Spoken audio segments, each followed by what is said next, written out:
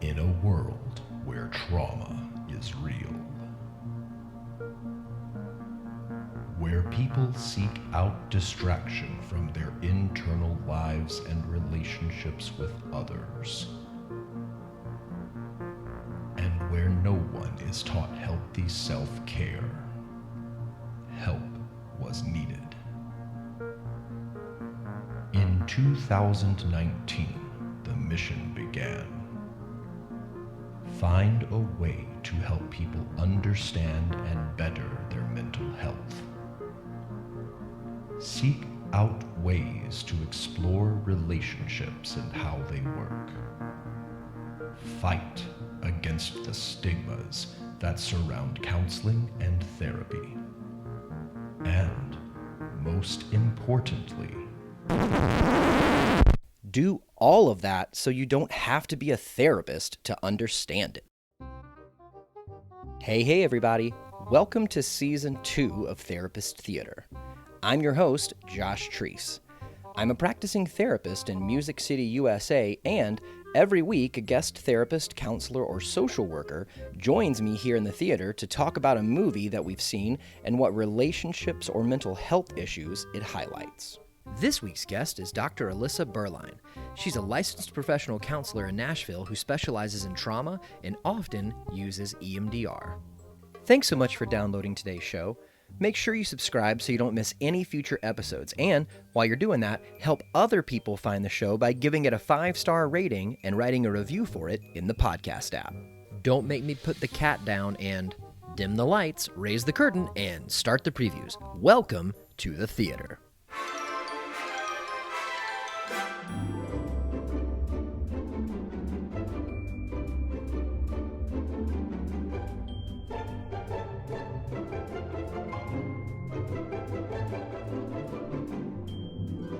Alissa, it is so nice to meet you. Welcome.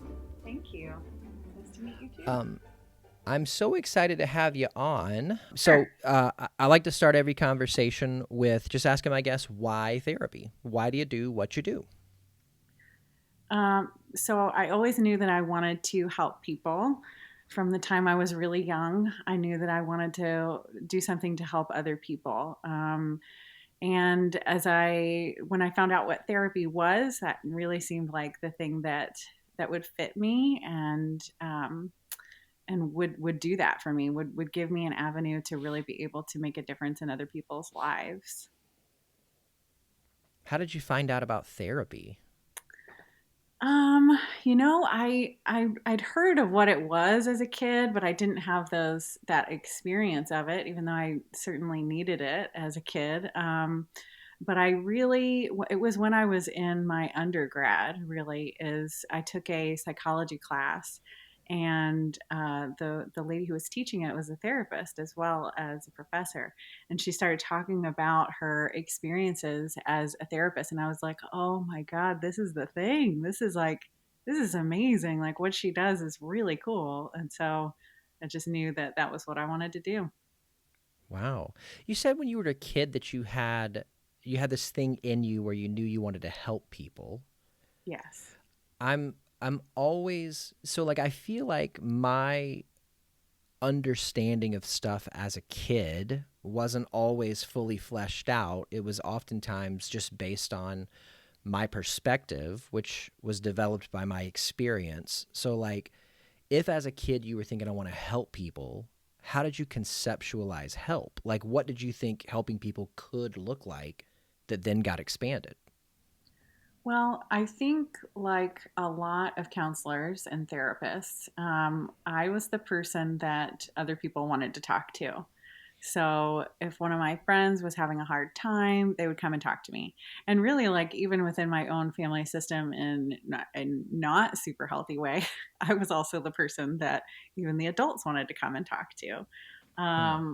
So even like a people pleasing kind of way too. Like I just really, um, again, and in that way, not really a healthy way. I wanted to help make things better for other people, probably to the degree to which I was ignoring some of my own things that I needed, some of my own hard things as a kid.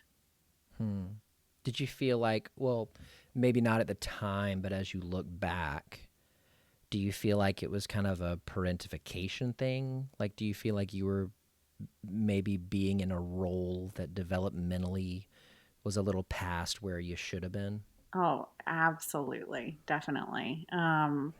Yes, I think that that was what I was doing was kind of like being expected to be like a little grown up, and then just like personality wise, like just who I was already, just fit that so well. I just leaned right into it. Hmm. So I was speaking with another guest a while ago. Couldn't tell you who it was. But I have started asking my clients in the past year. Um, I think that I tried to conceptualize this in a different way and I couldn't get anything from it. And so I switched to using this word. What was the payoff? So, like, if you feel like people would come up and want to talk to you about maybe tough or heavy or difficult things, and it was something that maybe you leaned into a little at the time, could you have identified what you got out of it, what the payoff was? And if you look back now, like, what do you think the payoff was? Oh man, at the time, I certainly couldn't have seen, you know, anything other than I just want to be a good person who helps people. Now, um, I think, I think it is trying to think of a way to say this without being super depressing, but it's like it allowed me to take up space, you know, is like a Hmm. So purpose it for helped you feel me. seen? Not seen as much as like worth, probably. Like it gave me a sense Okay. of worth, like a sense of um it's a good thing that I'm Purpose. here. Yeah, it's a good thing that I'm Hmm. here because I can do this for other people. Existing for other people, which is t- Okay. awful. Well, I As don't. far as health wise, I mean that's not the healthiest place to Yeah. be, but it does keep a person it does keep a person going. Yeah. And I think even maladaptive coping strategies work. I mean, and if somebody is sitting in front of us saying, "Hey, this thing that I do doesn't work anymore," there's always a part of me that wants to say, "Well, thank God you did it because you're here." Oh, absolutely. I think that often with my clients who are beating themselves up for using unhealthy but not completely destructive coping Yeah. mechanisms, where it's like, I mean, we've got to be really grateful that this thing existed. Whether it's like religiosity that doesn't fit them anymore, doesn't suit them anymore, or it even feels maybe Hmm. like embarrassing. I can't believe I believed that. It's like, but that thing got you through. Yeah. Like let's be thankful for that. Yeah. I kind of wondered if you said it was like it gave you a purpose, Hmm. gave you the ability to take up space. Was there any part of it that you feel like maybe you were thinking, this helps me earn my spot? Like, this helps me, this gets me love and approval. Yeah, I would say that last part in particular, like love, you know, and yeah, a sense of I go back to that sense of purpose, like Hmm. this, and in doing that, I could receive love from other people or something that felt like it, Yeah, yeah, yeah. I was kind of, yeah. As you were saying that, appreciation. I was thinking, maybe if it was something like well, if I'm indispensable, you know, that's what love is. Like, if they need me, Yeah, that's love, which yeah, is not the fullness of it. right, Um, but it may be a limited understanding of it. sure, yeah. Hmm. So how did you? So you kind of spotted that in yourself, and then the pieces kind of connected in that psych class in college. I'd always been told, like, you're so wise, you're so mature for your age, which I've seen those memes that are like, when you're told that as a kid, it's like, it's the trauma, like, yeah, that's the Huh. trauma. Like, that's the trauma. Like, for me. And yeah, I mean, that's, that was definitely true for me. Um, and yeah, and so I'm in that class and I'm just seeing like this is my path. Like it felt like just my eureka moment, of just like Hmm. this is the thing that I've been looking for. Like I'd thought about like psychiatry, or like I just didn't really understand the differences and all the oh my gosh, all the fields you can go into in the mental health field. There's so many different tracks you can take, and Yeah. they're just can be so vastly different, and I didn't really understand that. And so sitting in this class and listening to this counselor talk about what she did, it was just like, oh, that's it, like that's it for me. And thankfully I Yeah. have since that point also done my own counseling because if I hadn't, this would be a much different story. As a client, you've been a client Right. in it. Exactly. Yeah. Yes. Yes. Huh. Now, was that after you had begun pursuit of it as a profession? Yes. Wow. Okay. So my journey to it was I was a client first, Mm-hmm. and in that span of time in which I was doing individual therapy, group therapy, um, it really helped me not just get to know myself, but really free me up from kind of holding on too tight to a past career, to where I got to the place where I could say, oh gosh, what is it that I want? What is it that I enjoy? What is it that I think I'd like to try? Mm-hmm. Um, and I kind of went into it like after that, but you were already kind of steering the ship that way. Mm-hmm. Was that difficult as you were learning about doing it? Because it kind of feels like maybe you're seeing how the sausage is made and then going into, I don't know, this metaphor is getting off the tracks, but maybe be a sausage. Oh, or maybe like a sausage maker who's never tasted sausage before. Maybe, yeah. Yeah. Yeah, it was weird. Gosh, thinking back on like uh my master's training, it was really different. So I also got my doctorate. It was a completely different experience because in Mm-hmm. between I'd really done a lot of my own work in therapy. And by the time I reached the master's program, I thought that I'd done all the work on my own, is really what it was. It wasn't that I had no awareness that there was junk back there. It was just like, oh, I did it. Like I self healed all of You it. graduated. Yeah, Yeah. I already accomplished it all, through like, just I didn't really talk about it a lot. I don't know why I thought I did. Just really like church, I think is what I thought, that like the church stuff, like that fixed me. That was it. But Mm-hmm. therapy is what's going to fix other people. I don't know. Mm. It doesn't make much sense now, but it made so much sense then until I was in my master's program and I'm learning about all these things. And what I'm experiencing is an unbelievable amount of anxiety, just like Yeah. overwhelmed with anxiety, and like learning about the DSM and seeing myself, and I know I'm not alone in this, but seeing myself throughout the DSM, right? The Oh, Diagnostic yeah. and Statistical Manual. I'm like, oh my gosh, I'm here and I'm here and I'm here and I'm here. And Mm-hmm. I was in a class where we were learning about it, and I had to leave in the middle of the class. It was just, Oh, I started panicking, just like, it's me. I'm here in this yeah. thing. Well, when we were in Um, advanced and then abnormal, like eventually all of that, us, yeah, oh, all of us uh-oh. were like, "Oh my gosh, Oh no. we meet Did you hear we that? meet at least Did 5." Did you hear that or no? No, hear what? Siri just started talking to me.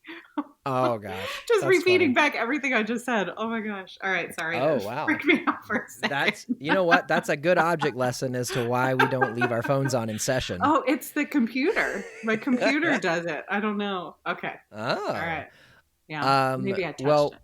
I mean, when we were in Sorry. advanced Yeah. yeah, when we were in advanced abnormal, like, and we were going through that stuff, I Yeah. mean, every single disorder, you meet at least one criteria from each, Sure. Yeah. you know, Yeah. It's frightening. yeah, And when you don't really understand, when you don't have a healthy appreciation for the DSM and what it's really there for, I do think like it can be a dangerous tool because, you know, you really want to what differential diagnosis. You want to be able to know like, okay, what fits this person the most, if a diagnosis is even necessary. Like, what fits this right. person most? Because like five different things could look like this person.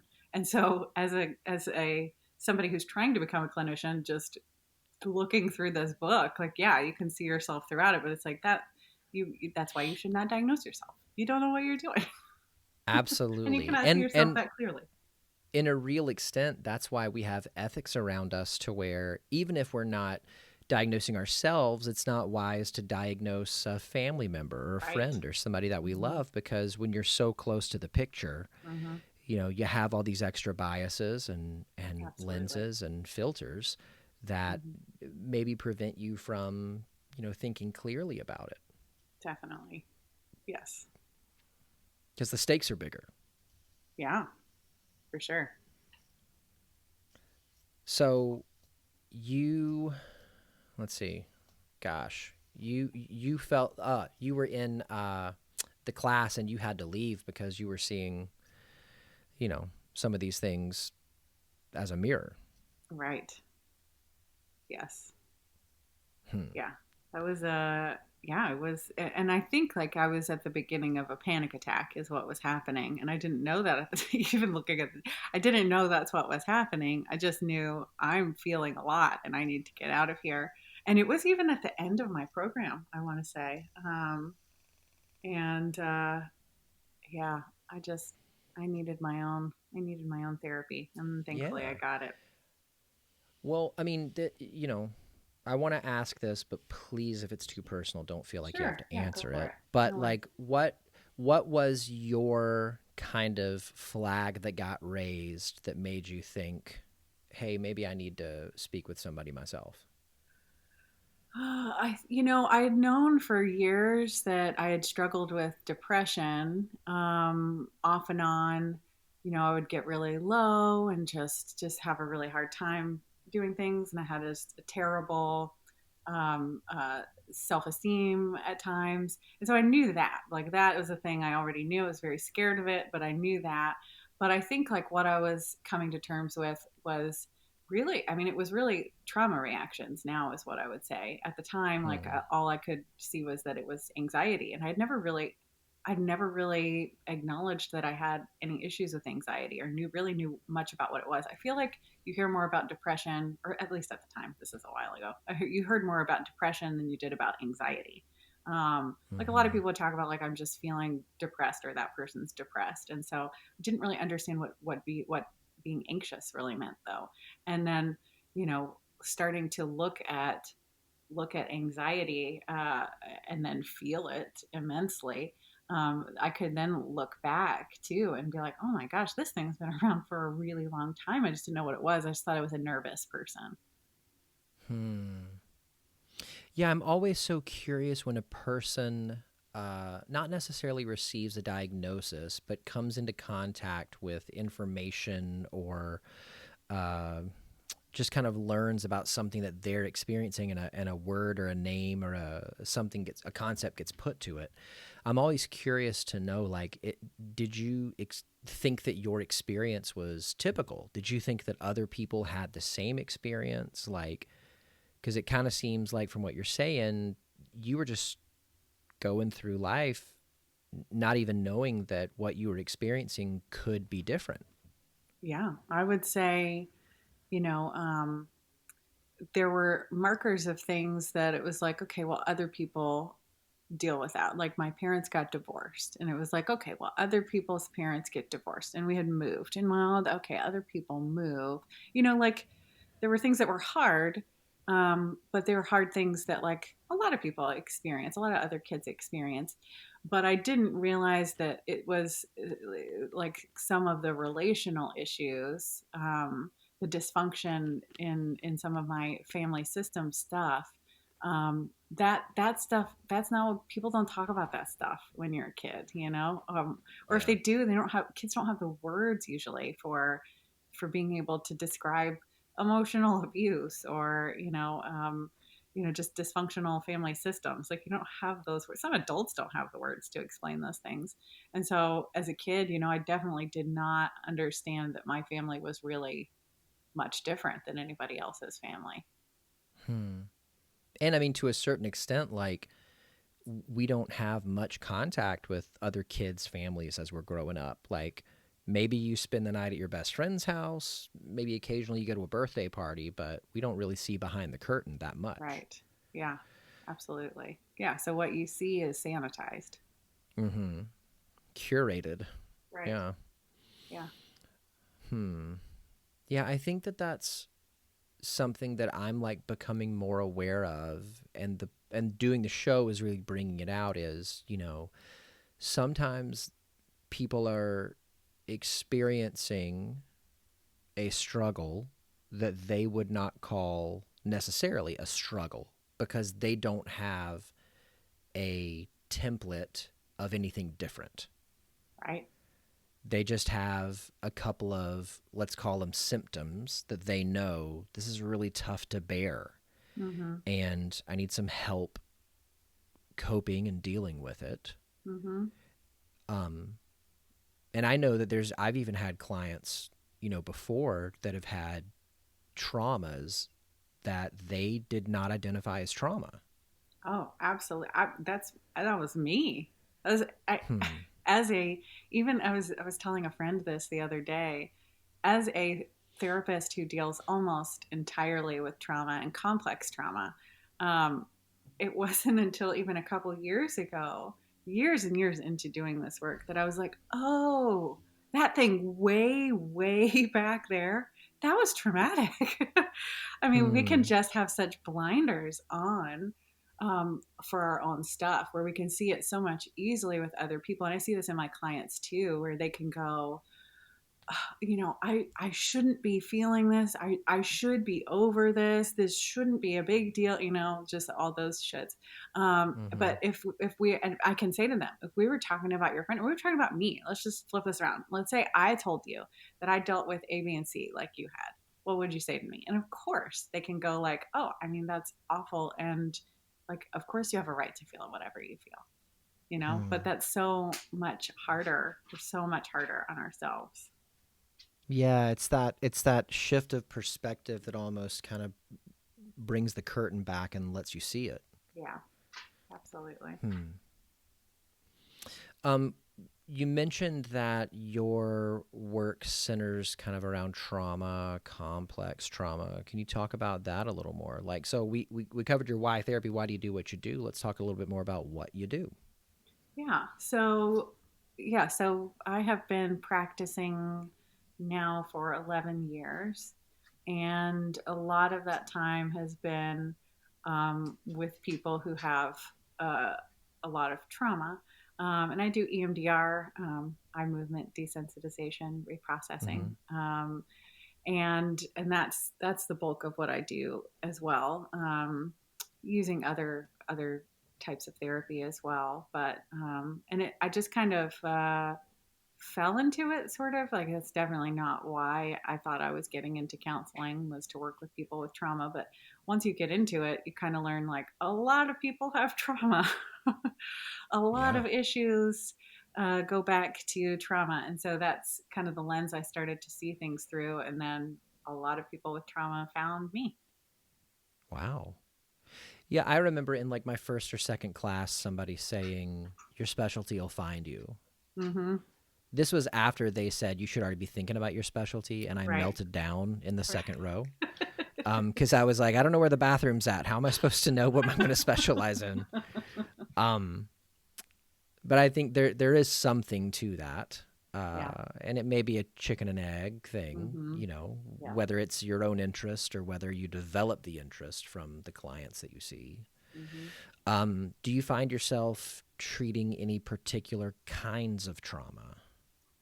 Well, I see a lot of women. I see a few men as well, but I see a lot of women, and a lot of them have sexual trauma in their history, which is just not surprising given the numbers of women who experience sexual trauma. But then I also see a lot of people with, childhood abuse, and other types of trauma as well. I mean, I'd say most of my clients have experienced multiple different types of traumas, just complicating some factors. I have a few adoptees that I see as well, so it just compounds. Like hearing you talk about treating trauma, we'll get here, but I'm Mm-hmm. very interested to hear how you take care of yourself. Sure. Yeah. Because I mean, there's a part of me that thinks every person has trauma, Mm-hmm. but not every trauma has a capital T, Right. and some traumas have a capital TRAUMA, Mm-hmm. like it's just all caps. Sure. And so I don't necessarily think all traumas are equal. Well, they're not all Um, the reactions are not because two people can experience the same thing and yeah, come out two totally different ways. And so, like, your prior experience, like, there's so many factors that go into that. So yeah. yeah. Do you ever, uh, and this is really, I guess, like a person of the therapist thing, but do you ever find yourself feeling scared about maybe pointing out to a client, hey, that was traumatic, as if all of a sudden it's going to affect them in a way that it hasn't affected them before? No. So, I mean, the times that I have done that, it has it's been validating, because Mm-hmm. the reality is, like, their body already knows it, whether they're Yeah. allowing Mm-hmm. themselves to see that or not. Everything in them is already confirming, like, this thing is a big deal, so by the time I can look at them and be like, no, that is trauma, that is rape, that is, that is a big deal. They're like, they're with me. They're, at least their body is. And sometimes there's a little bit of protest, but it usually ends up feeling very validating from their perspective. Yeah, as soon as you started saying that, I was like, oh, yeah, that's right on. I mean, Mm-hmm. we have as humans this amazing capacity to do what we need to do consciously or unconsciously to stay upright and keep going. Mm-hmm. And so, to experience trauma, and then to continue on, maybe our brain just kind of tucks it away in a safe and helps us dissociate from it, Right. or helps us deny it, or, Right. helps us develop a survival skill or Sure. coping strategy to keep us going. And Absolutely. I think that in the presence of a safe, empathetic, compassionate, understanding person, which certainly any therapist or counselor, it's their goal to be, Mm-hmm.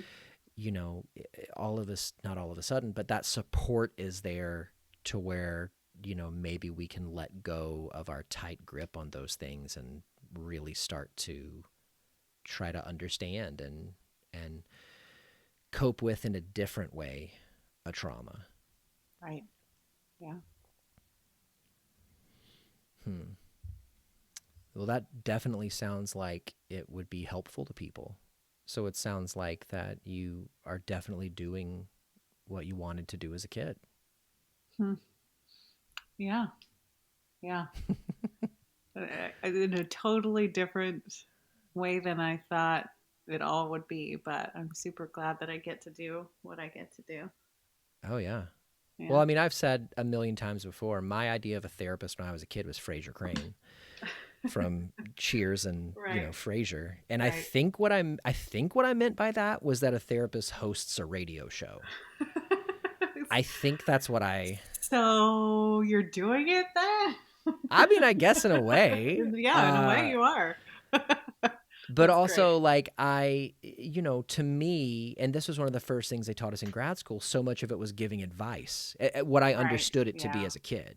So, Mm-hmm. like, somebody calls, or not calls, maybe sits in front of you, but they tell you a problem and you just give them advice on how to handle it. Right. And, as a baby therapy student, that terrified me because I didn't have the experience to give advice. Right. Yeah. And Yeah. so, learning that this is a learned skill that you don't rely on your own experience for Mm-hmm. was extremely freeing and empowering. And um, safer, much, much Thank safer. goodness. Yes. Yeah. Yeah. Because I think experience is a lot like what you pointed to with trauma. Two people can have the same experience and walk out the other side of it with two different understandings of what it was. Absolutely. And Yeah. different, yeah, would have different advice on what to do next. So Yeah. it's much better that our clients can find that for themselves. Oh yeah. And this is the absolute greatest job in the world. Um, at least I think so. Not hosting the show, being a therapist. Right. Although this isn't bad either. So let's talk about a movie. What movie did you bring for us to talk about today? The Heat. Yes. Crossing my fingers, it's the Sandra Bullock Heat and not the one with Robert De Niro and Al Pacino. Definitely Sandra Bullock, Melissa Because I watched the McCarthy. Sandra Bullock one today. And I did have this like flash during it, like, oh man, did she say the heat or heat? Oh, that's really funny. Yeah. Yeah, The Heat. The Heat. Nice. So, what is it about this movie that made you want to talk about it? Um, well, it's a great movie. It's one of my favorites, and it's a really funny movie, which I like. I like humor, and I think like especially as a counselor, like got to find the lighter side of things sometimes too. But the truth is also like the two main characters, they have some issues. um, they I think are that's safe to say. yeah, they certainly don't start and probably end either out as like the healthiest people that you've ever seen on TV. Um, and so they're really interesting people to consider talking about from a therapeutic lens.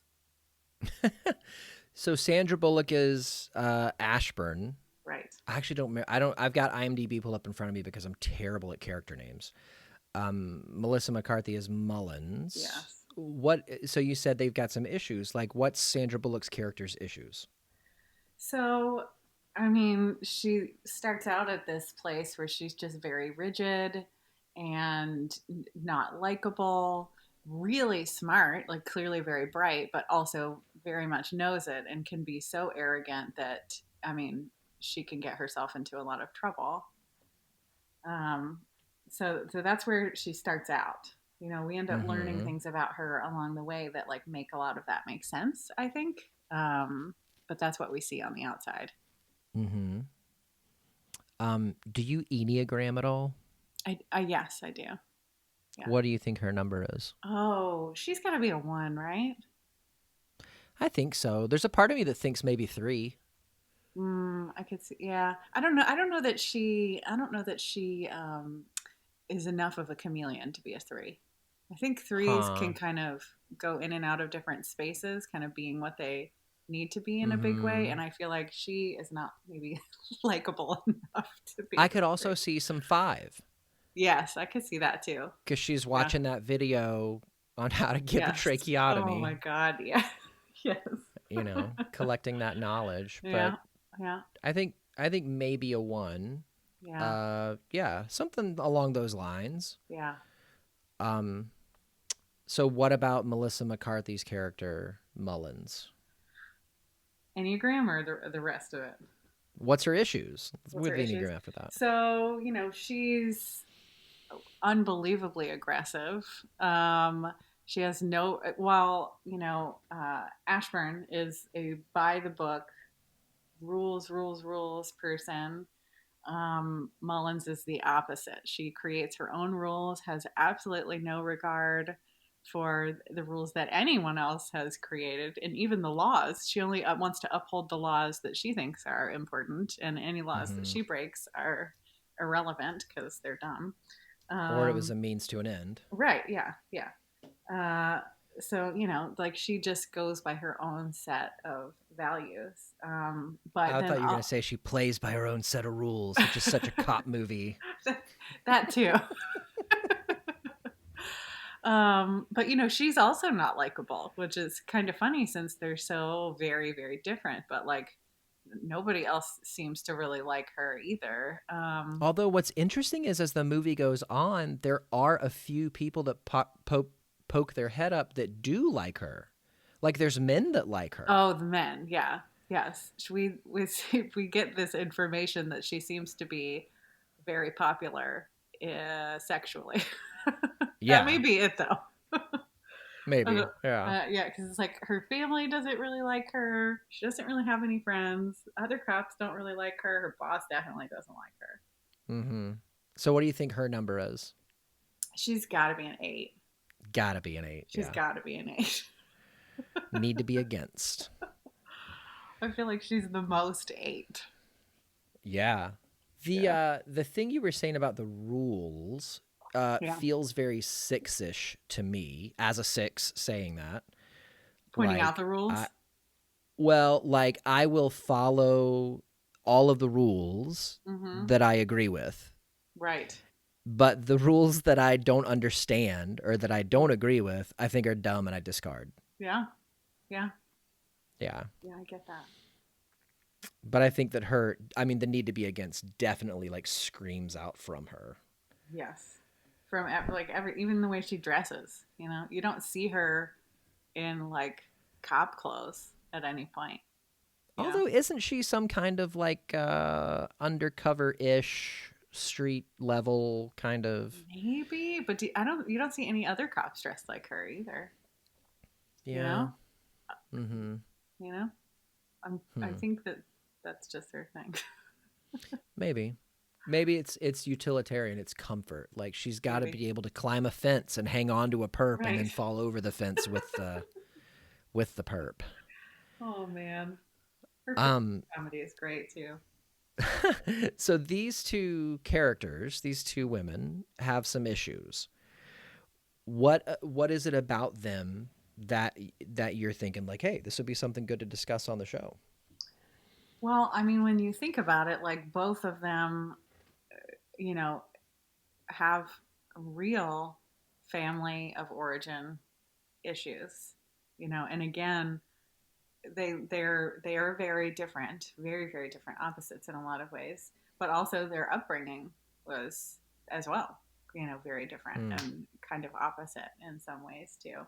And so just conceptualizing them from like even a trauma lens is like, I mean, yeah, there's like early childhood trauma that it's not like it's not like they go back and show you that, but you can just pick up on that from seeing them as adults and hearing them talk about Mm-hmm. the ways that they were in their And they family do have a systems. conversation. I want to say 3/4 of the way through the movie in a bar Yes.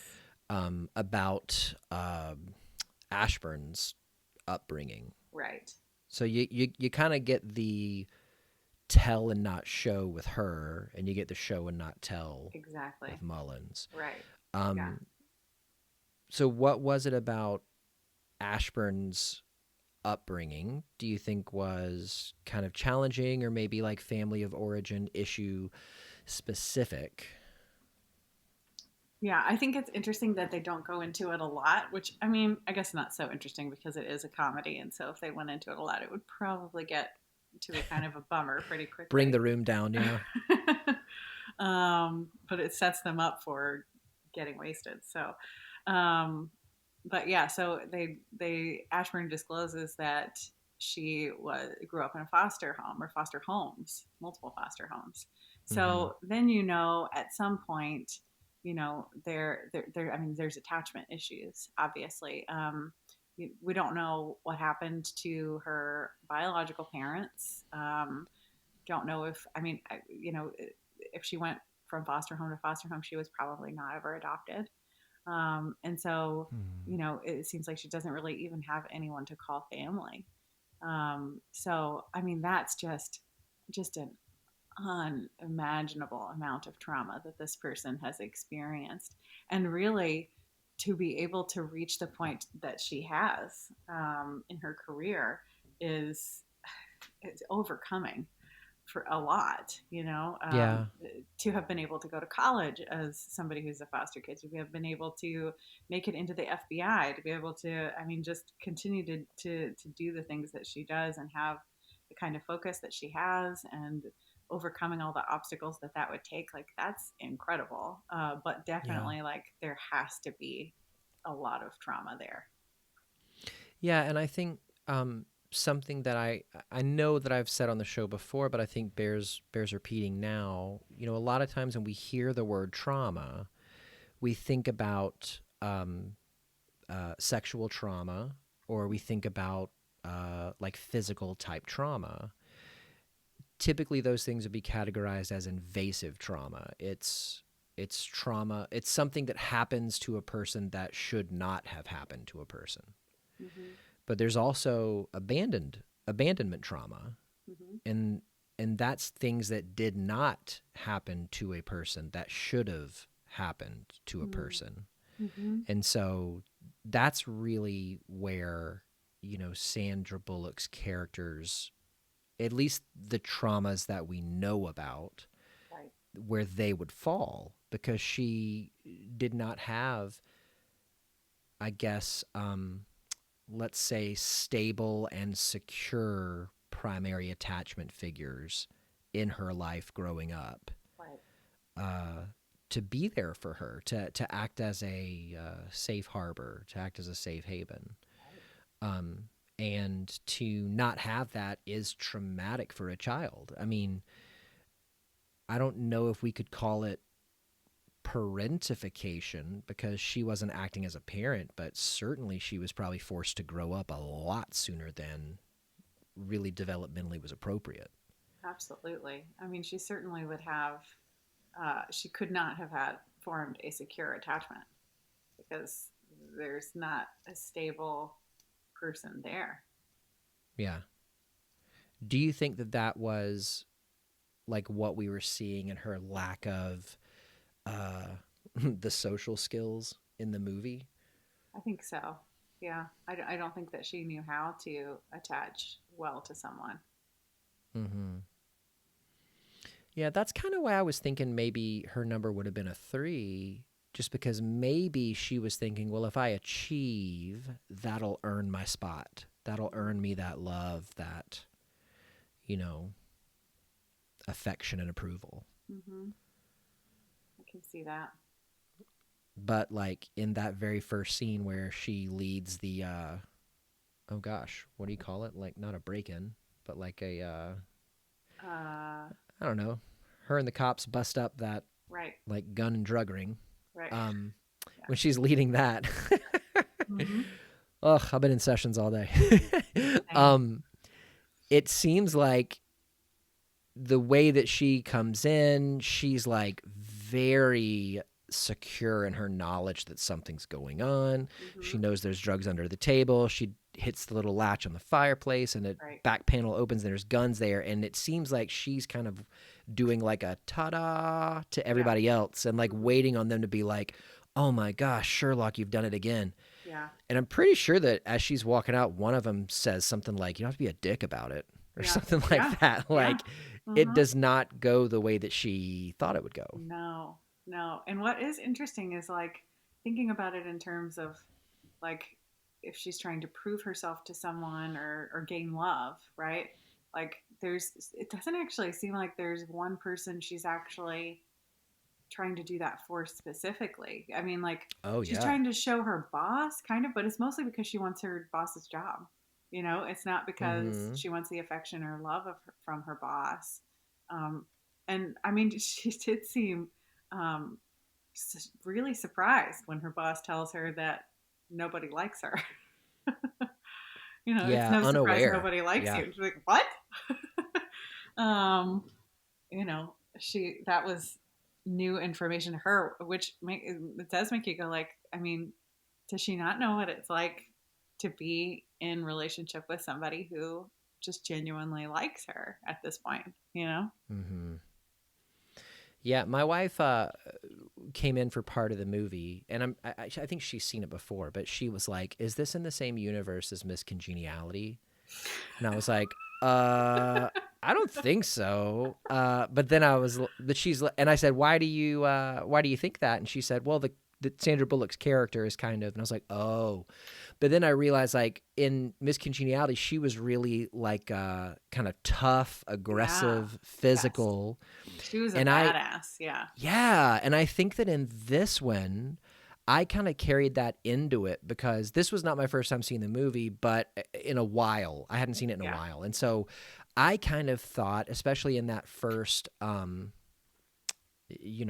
busting up this drug ring kind of scene, Yeah. oh, she's going to act kind of the same way. But when she is confronted in conflict, she is very quick to back down, Yes. Yeah. save for kind of quoting some policies or rules or kind of relying on, like, I'm thinking when she meets Melissa McCarthy's character, Right. she's kind of relying on, well, I'm FBI and you're police, so Right. clearly I'm in charge, you got to do what I say. Right. And then she resigns to some sort of like slapping type, like, get away from Mm-hmm. me, and not in a way where you would expect somebody who, yeah, can handle herself would Mm-hmm. act. Yeah. Yeah. So she has this like abandonment trauma in her background. um What would you say kind of led Mullins's character to become who she is? Whew, man, I mean, her family is a bit of a mess. I mean, you can tell that they really, I think that they really love each other. You know, that Mm-hmm. they're committed to being family. Um, but her mom is very aggressive, toward her throughout the movie, even up until the end, like till the last moments. Like there's still you can tell she's just unhappy with her daughter.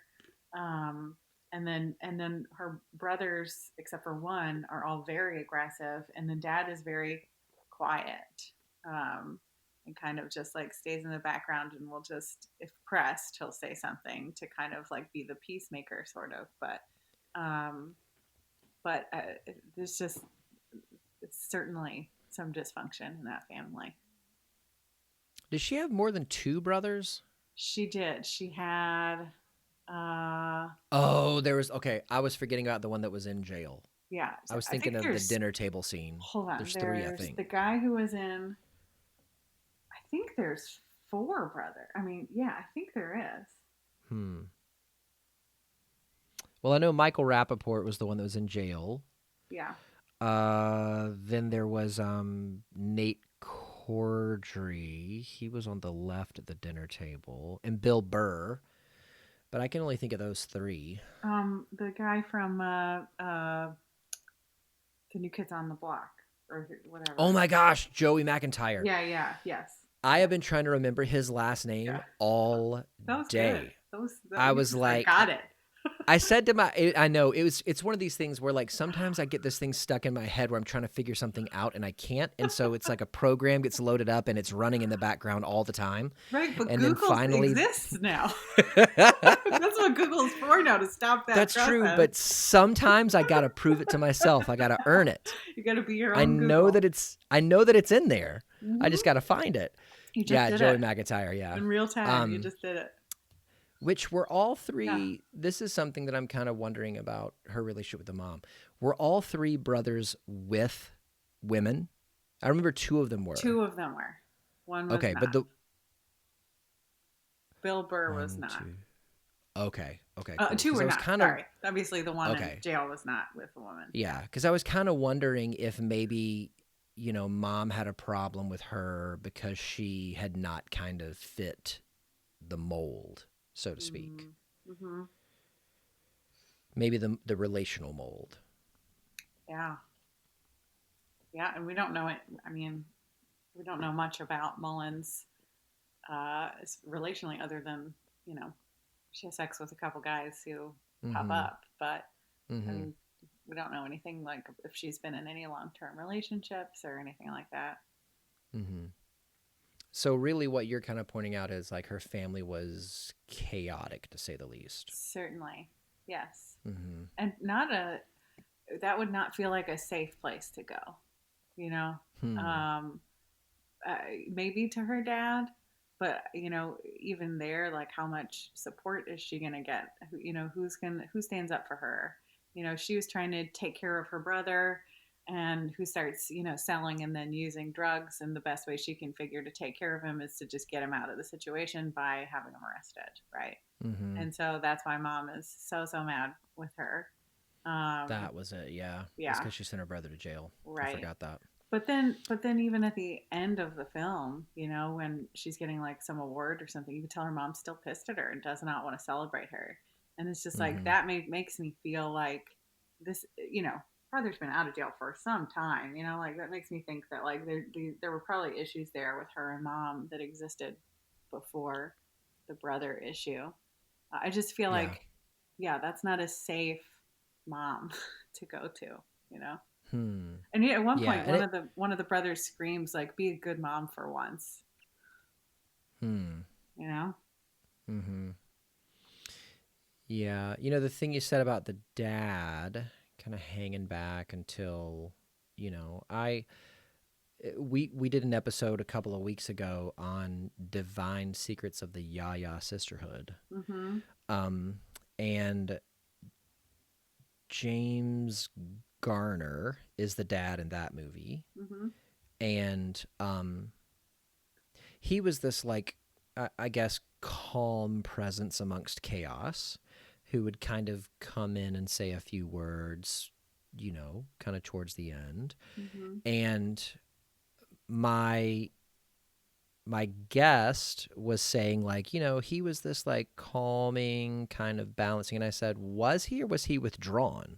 Mm-hmm. Because it seems like if all of this chaos is going on and he doesn't want to be a part of the chaos and he doesn't show up in the chaos, maybe it's not that he's this like steady hand. Maybe it's that he's gone to his happy place Mm-hmm. and, withdrawn out of it and dissociated to a certain degree. Mm-hmm. And that's his coping strategy. Yeah, which I think you see that a lot in couples, in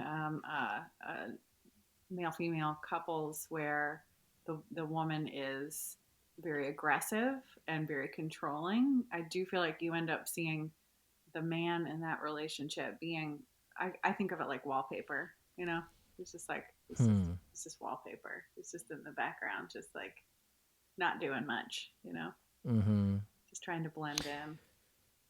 I most of my work is with men who suffer from sex addictions, Mm-hmm. and some of them are in relationships that are similar to that. Mm-hmm. And if they're not that, where the wife is like aggressive or something, it's that the wife is more engaged, even in a healthy way, engaged. Mm-hmm. And they are not, and they are resentful of it. And a lot of times it's they're not in touch with their own anger, and they're not in touch with their own passion. Mm-hmm. And so it's this like life of, I either don't get to say what I want or what I think is wrong, or if I do, it'll make everything worse. So I just won't. Mm-hmm. And so the tactic is to pull back, to ball up. Yeah, it certainly makes sense. But then, like, if we're talking voice of the heart kind of stuff, the impairment of anger is depression. Right. It's anger turned inward. Mm-hmm. And to the impairment of hurt is resentment. Mm-hmm. And so you end up becoming angry at yourself and depressed, and you end up being hurt that you're not getting what you want, and so you grow resentful, and then you're gonna try to get your needs met. Like, your needs don't disappear. Right. And so the, maladaptive coping strategies come in. Mm-hmm. Absolutely. And I feel like these are also men, if we're talking about men, that we end up seeing, like, occasionally explode, right? Like, eventually has to come out somehow, and then have some crazy, like, explosion, and then, like, go back to being wallpaper. Yeah. Or even, like, if it's not this, like, giant aggressive outward explosion, it's this, like, it's possible to rage inwardly. Oh yeah, absolutely. Like, I've told clients before, at the beginning of the journey, when you're trying to, like, access, identify, and express your feelings, sometimes it helps to look for not symptoms, but just, like, flags, like, your own behaviors, or like, if it was poker, tells that, oh, when I'm doing this, or when I'm either outwardly or inwardly, that means that I'm feeling this way. And so a lot of times, I've told them, if we're looking for fear, if we're looking for rage, if somebody's talking to you and you find yourself inside, like, thinking like you're snapping at them inside, or you're really short, usually that's rage, which means some fear got triggered. So, like, that could be, your, like, red flag that pops up, or one of them for fear. Like, oh, okay, so if inside somebody says something to me and I go, shut up, you so-and-so, or something like that, that could be, oh, I got fear going on. I need to try to figure out what that is. Sure. Yeah. Yeah. And so let's talk. I'm sorry, keep going. Oh, I was just gonna say, with the dad too, you see him at one point when he's pulled into a conflict, he turns it on one of the girlfriends. I don't know if you remember that. He's like, this one's wearing sweatpants. Like, a totally different, like, wait, what? It wasn't even a part of the conversation, but he just like, look over there. Let me run away. I don't want. Which I feel like if this were taking place during a pandemic, that would have just been like, yeah, everybody is. Right. Big deal. Yeah. Yeah. Let's keep talking about the movie. What else in the movie stands out to you? So we've got these two main characters who clearly have some challenges in forming healthy and lasting emotional bonds, and we know that one of them has abandonment trauma in her past, and the other, we can see some of the family of origin stuff going on. We don't have the full picture, right? But they also, link up because of a case. And then they start bouncing off each other. Right. Yeah. Yeah. So I think their journey together is interesting. And I mean, in the real world, what happened in the movie obviously wouldn't happen in that time. In a couple of weeks, they wouldn't become best friends who, started to seem more like each other. But I do think it's interesting, like, when, Mullins sees, and this is before we find out that Ashburn was a foster kid, but Mullins sees her, like, 4 boxes or whatever, and she it seems like, enters into real compassion for her. And that's the first time you see that from her. And, and I don't think that Mullins has compassion for a lot of people. But that's a moment, I think, that where there's some softening there. And then she finds out later that, yeah, she grew up as a foster kid. And I think that probably more compassion there. But, I think, like, what ends up seeming to happen is that Ashburn ends up becoming more like Mullins, and is more willing to let go of some of the rules and things like that. But I don't know that Mullins really becomes any more like Ashburn. Yeah. I think it's more of like Ashburn is like merging a little bit into Mullins. I think that strong 8 though, that's Yeah, I do think that that's where Mullins that like comes in. softens a She does little soften. bit, Yes. but I think it's mainly because she just comes to care for Ashburn. Right. Yeah. And maybe since she didn't really have anybody in her life that she cared about or really respected before then. Mm, And maybe yeah. that's what it is that she grows to respect her first. Right. It seems like it's a mix of well, it seems like the first thing that comes is like pity Yes. and then respect and then love. Yeah. Yeah. I think you're right on that. Interesting progression there. Yeah. I did not think about the association between her boxes and her being a foster kid before you said that. Oh, really? Yeah. Yeah. Mhm. Like her whole life fit Um, into 4 boxes. And it's like, well, kind of yeah. had to. Yeah. Yeah. Have you ever seen Instant Family? I haven't seen that. So, I mean, it's about, Mark Wahlberg and Rose Byrne, and they foster to adopt 3 kids. And one of the like symbols, I guess, in the movie is each kid has a bag of their stuff, Mm. and each kid has another bag filled with stuffed animals because every time they go to court, they get a stuffed animal. Oh, that's so And so it sad. becomes this I think they just call them their court animals or something like that. But Yeah. um yeah, it's you got to be able to fit all your stuff into a small container because you're on the move. Yeah. Yeah. When she finds the yearbooks that are signed by the teacher Yes. and it just says student comma have a great summer or Yeah. something like that. I Oh. think that's one of the first things that breaks her. Yep. Like Yep. that's where the pity Hmm. comes in. Yes. Yes. Oh man. Oh, yes. Yeah, But and then that's to like sad have it too. yeah, and to have that circle back at the end where she Yes. gives her the yearbook Hmm.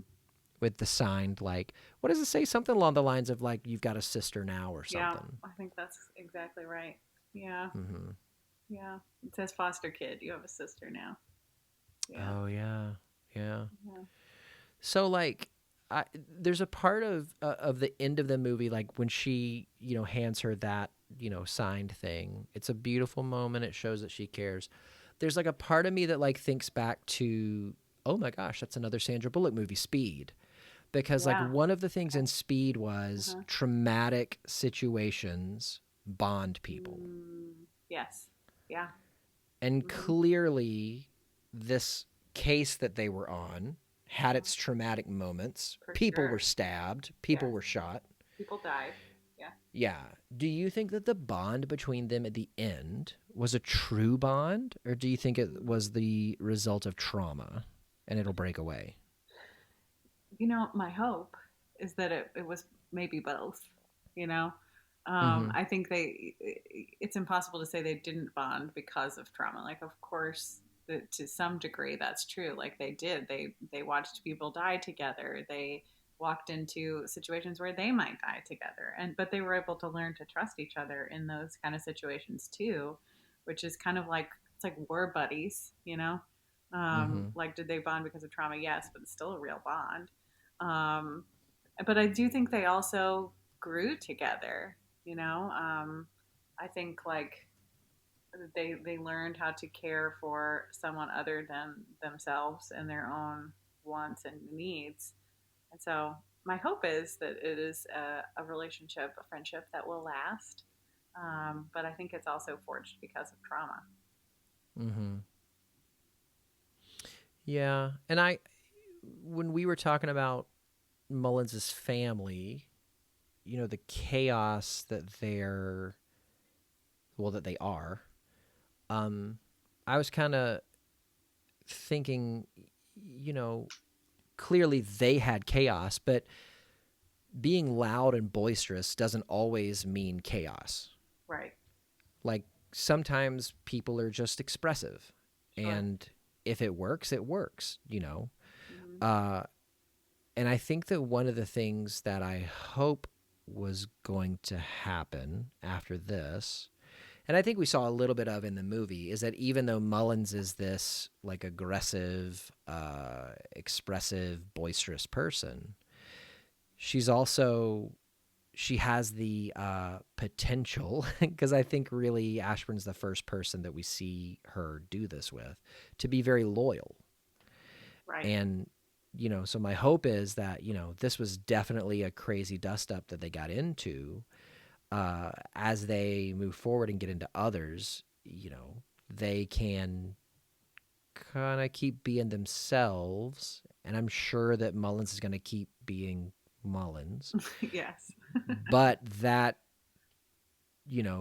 I guess that she can circle back and repair. Yeah.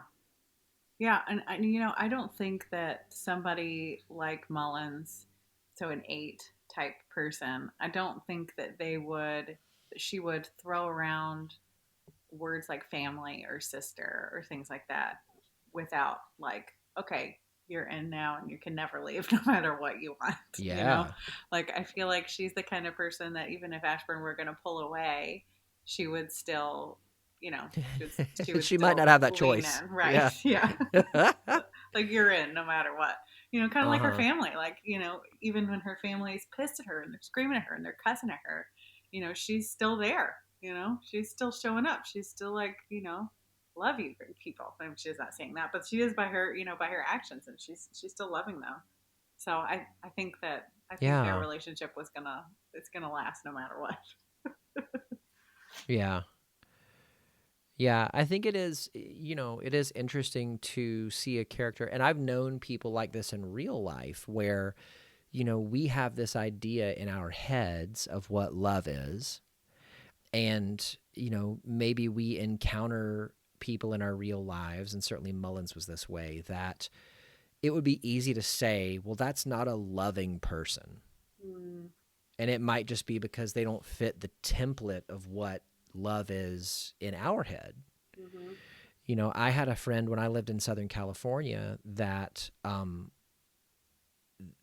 was a tremendous friend, mentor to me. Like I thought he just hung the moon. And I remember a person telling me one time, man, it's just really, really tough. Like he just does not care about anybody.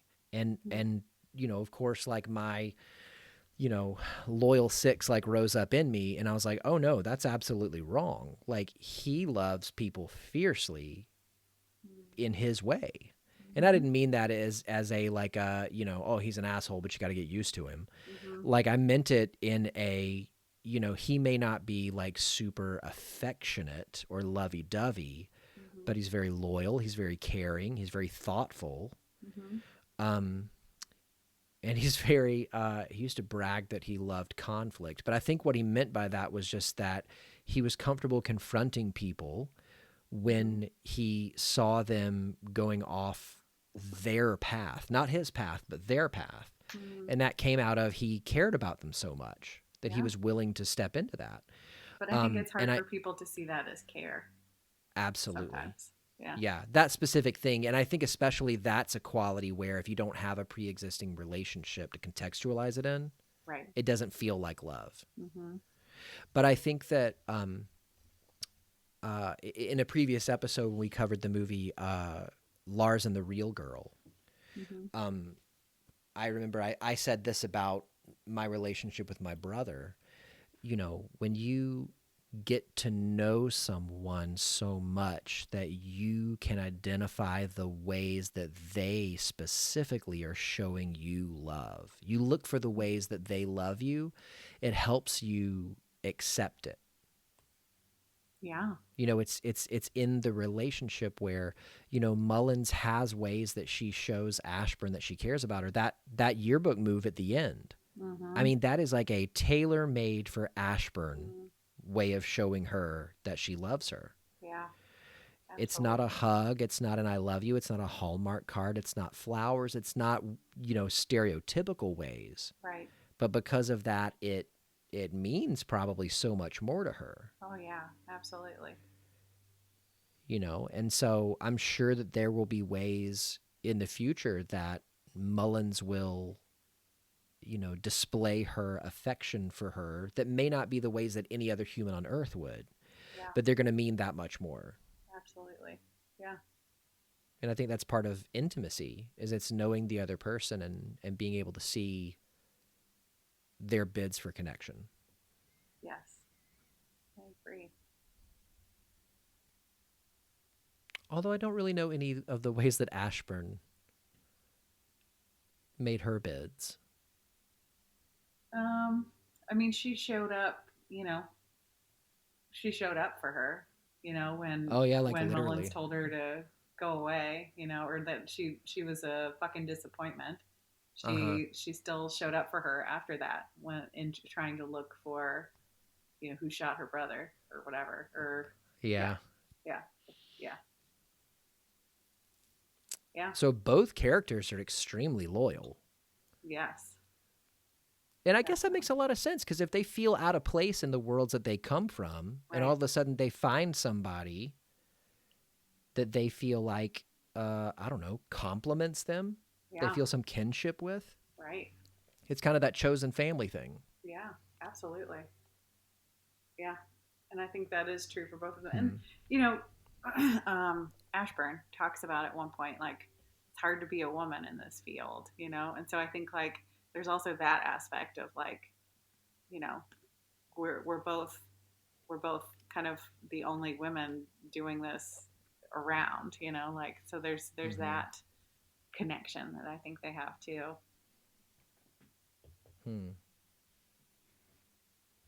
Yeah, I like that. Finding commonalities. Mm-hmm. Yeah, they had a lot in common, and they had a lot of differences. They had a lot of differences. Yeah, you would think this a pretty unlikely friendship.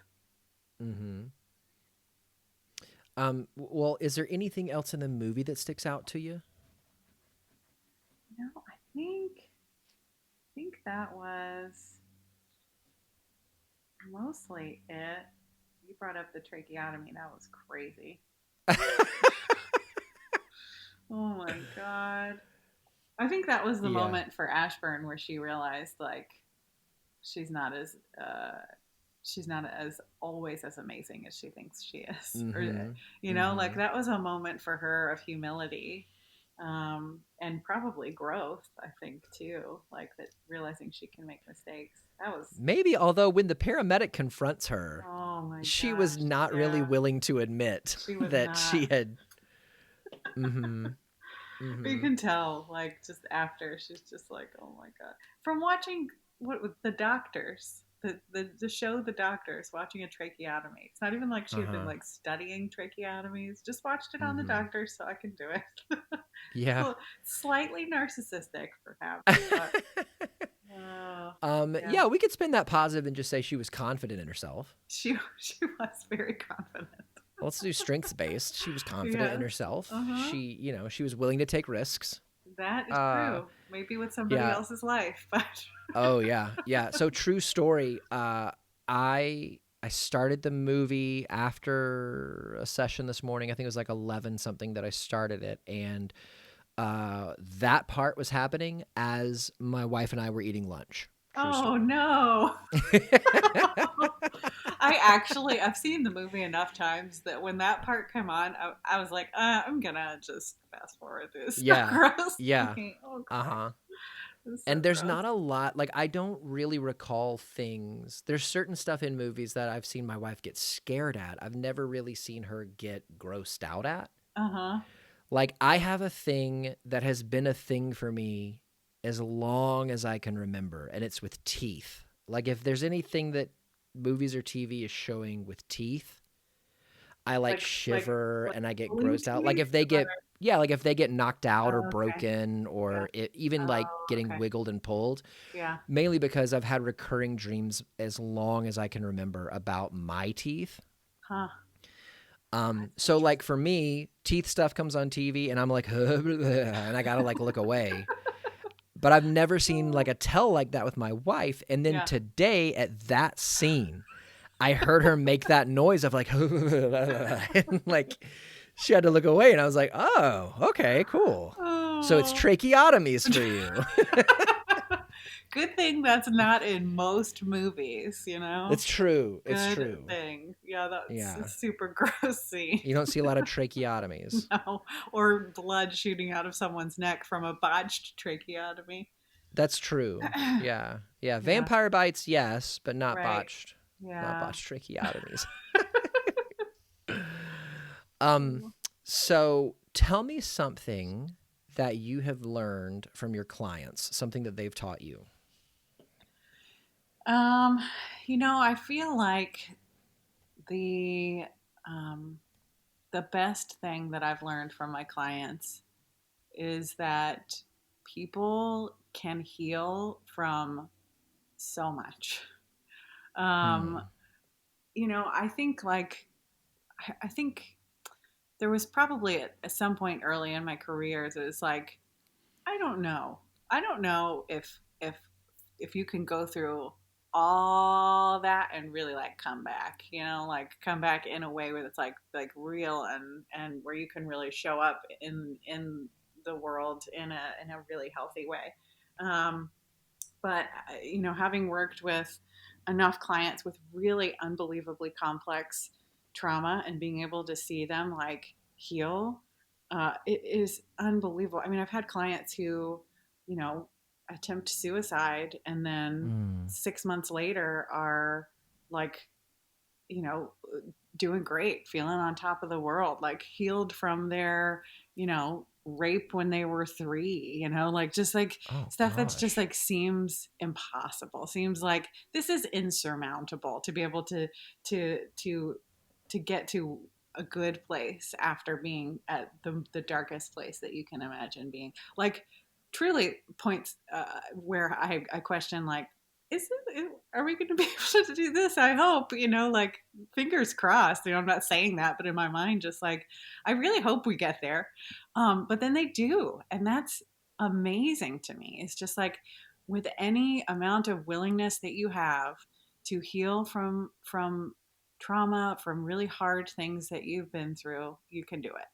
Like that's amazing to me. Like what we are capable of as humans is I have learned way more about that from being a counselor than even doing my own process as a client. Like it's so much different being able to see it, somebody come back from so much. It's incredible. Hmm.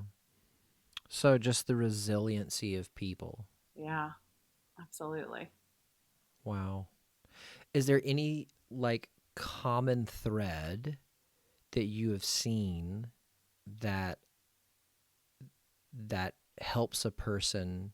Like, is there anything that's resiliency plus something leads to healing? I think determination is a big factor. Um, Mm-hmm. if you are committed, someone is committed to doing what it takes to feel better, to get better, I think that they're going to. Um, Yeah. and The and that's not willingness. and that's not to say that like if it takes somebody a long time to get better, they didn't really want to, or if somebody doesn't get better, they didn't really want to. I'm not, you know, I think there's things that can get in the way, and I think like people have to be ready, and sometimes we try to make people be ready, and we can't make people be ready.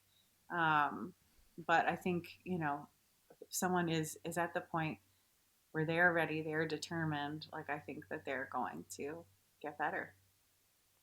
Yeah.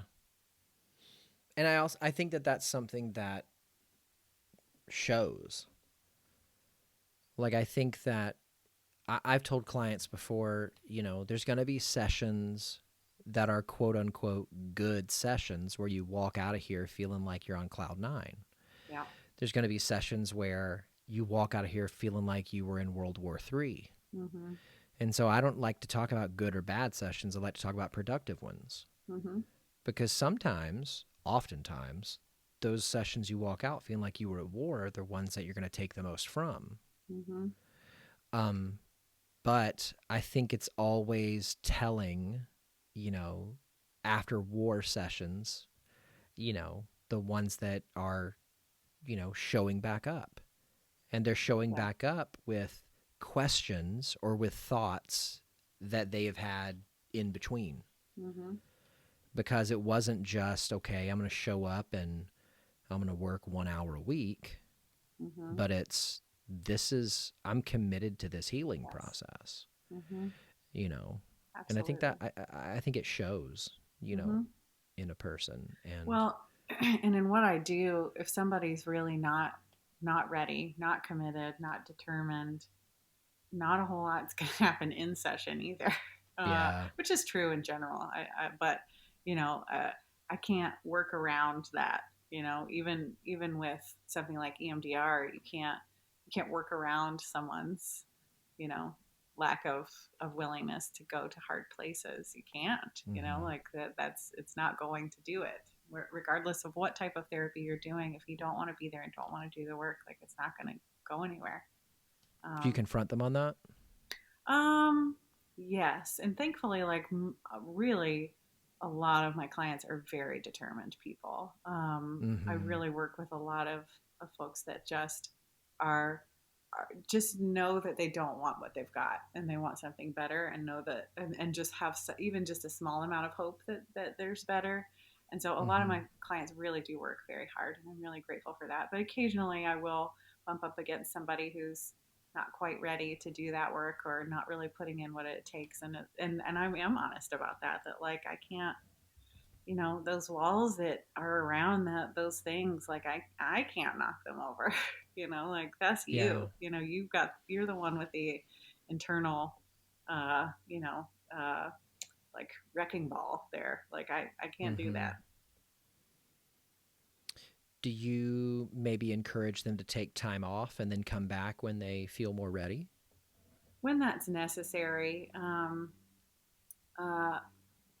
you know uh, Most of the time we can find ways to figure out how to get ready, because and sometimes it's like there's just things that get in the way. Like I'm afraid that I'm never going to get better. It's like, okay, that's great. Like that's something to work on. That's something to work Mm-hmm. with. And so then we can then work on that fear of never getting better. Or you know I'm afraid of feeling things. Like, okay, like let's go there. So I think there's ways to really work at the blocks rather than just Yeah. being like, well, come back when you're ready. I think if somebody's there, hopefully they're ready enough to at least work on working on it. Yeah. you know Yeah. Sometimes I found, like, even in my work, like, I think back to my internship, I had this client that I think we went 4, 5, or 6 weeks of nothing. Like, mm-hmm. I mean, my joke with my supervisor at the time was the two things that this client would always say is, it's like, I don't know. And, uh, and I remember at the end of that 4 or 5 or 6 weeks, like right before that, the last session of that period of time, I told my supervisor I'm going to cut him loose because we're not doing work. Mm-hmm. And I mean, I was in my internship, so it's not like I was taking money from them, Right. but I didn't want to hold him there, Yeah. And in the last 10 minutes of that last session, he dropped a bomb. Mm. Hey, this is something I've been really thinking that I should tell you, but I haven't really. That I've had this like 10-year addiction to porn. Wow. And he had come in originally barely saying depression, Wow. barely. Yeah. And what I realized was that 4 to 6 weeks was him trying to figure out if he could trust me. Mm-hmm. And after that, I struggled with so much guilt and shame because I thought Mm. I was getting ready to cut this guy loose, Yeah. and he was just waiting to see if he could trust me. Yeah. That's amazing. And so sometimes now I just keep that in the back of my mind where if it feels like a client's maybe dragging their feet or if they're not ready to work, I just remember that client from my internship and think, okay, how can I help this guy or this woman see that they can trust me? Mm-hmm. And for some people, that's a really major barrier Yeah. to getting help is being able to trust a clinician, and honestly, sometimes for good reason. I've had Yeah. clients who've had terrible therapy, I had one Yeah. client who had been to 3 therapists that, from the descriptions from that client, like, were not doing good work. And so, yeah, it can be scary to try to put your trust, especially when you've had those kind of experiences, in a new clinician. Yeah. So I don't fault people for it. I Yeah. understand it. So I was asking this question before the pandemic, but I think it's even more relevant now. Tell me something that you do to take care of yourself, Yeah. So especially with the specialty that you have. yeah, right. And right now, during this pandemic time, it is unique. So I really love stand up comedy, watching stand up comedy. Nice. So I try to normally go to shows. Can't do that right now. So I have been watching lots of Netflix specials, stand What's up the best comedy one specials. that you've seen in the Oh, past 48 best days? one. Oh man. Okay, I do know. Taylor Tomlinson. Really? Have you seen I her? haven't seen no, I haven't seen it, but it keeps popping up in my recommendations. Oh, Siri started talking again. Have you seen her stand up? No. It Oh, keeps popping up in my recommendations, but I haven't okay. watched it yet. So she's so young. She's like, I don't know, mid-20s or something. And I went into this like, whatever. She hasn't been around long enough to really be probably very funny. She's hilarious. Also, she talks on like purity culture stuff, which is like my jam, because Oh. I work with people with like religious trauma, and I have some in my own history. And so like she was excellent. She for me, she was a big surprise. Like I went into it like, this is probably not going to be that funny, and then was like, this is freaking hilarious. So yeah, I Yeah. really enjoyed hers. Have you seen Hassan Minhaj's yet on Netflix? I haven't. Homecoming King. Have I That's your seen it? next one. I don't think I have seen it. No, I'll have to Yeah, see that. that's your next one. All I'll right. do Taylor Tomlinson's All if you'll right. do that one. Will do. I will. Yeah, it's one of these where it has a story woven throughout. It's definitely a stand-up set, but he Mm-hmm. weaves a story in and out about Mm-hmm. his childhood and like Mm-hmm. immigrating and that kind of Mm-hmm. stuff. Oh yeah. And like, I mean, it's incredible. It's incredible. All right. I'll have to I've see that. watched it like 4 times. Oh really? Yeah. That's great. So let's say that somebody is listening to the show today and they feel like they could really connect with you and they would love to see you as a client. How can they get a hold of you? The easiest way is always through email. Please don't call me. Introvert I much? it's not even that. It's like through my practice and my kid and just life. It's like finding a time where I am by myself and I can make a 10 to 15-minute phone call is like, Mm-hmm. it's just not happening. So Yeah. and then I end up feeling bad because it takes me 3 days to call Yeah. somebody back. So email is the best. So my email is Dr. Alissa counseling at gmail.com. Okay. And then I also have a website, dralissacounseling.com. I have an Instagram. It's Dr. Alissa Beuerlein, which is really hard to spell. But we'll link to all that in the show notes. So Right. don't worry about spelling. Just swipe up on the podcast episode and you'll find it. Yeah, that's all of it. I love it. Well, Alissa, thank you so much for being on the show today. It was just such a joy to get to talk with you and meet you and thank you. Yeah, thank you for having me. What a cool concept. I really love this, and I appreciate having this opportunity to talk about the heat, which I Oh yeah. never would have thought I would get to do. So thank you.